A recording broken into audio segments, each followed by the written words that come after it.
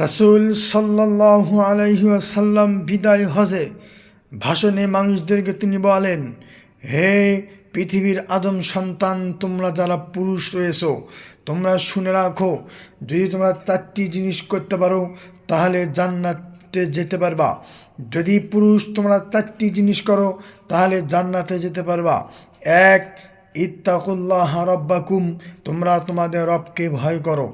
2, ওয়াসল্লু খমসাকুম, 5 ওয়াক্ত সালাত আদায় করো। 3, ওয়াসুমু শাহরাকুম, তোমরা রমজান মাসে সিয়াম পালন করো। 4, ওয়াতিউ যা আমরিকুম, তোমাদের যে আমির হবে আমিরের আনুগত্য করো, আমিরের কথা মতো চলো। এই 4টি যদি পুরুষ তোমরা করতে পারো, তাদখুলু জান্নাত রাব্বাকুম, তাহলে তোমরা তোমাদের রবের জান্নাতে যেতে পারবে।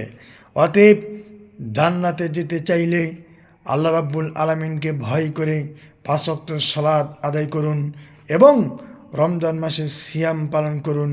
আপনার যে নেতা হবে সেই নেতার আনুগত্য করুন।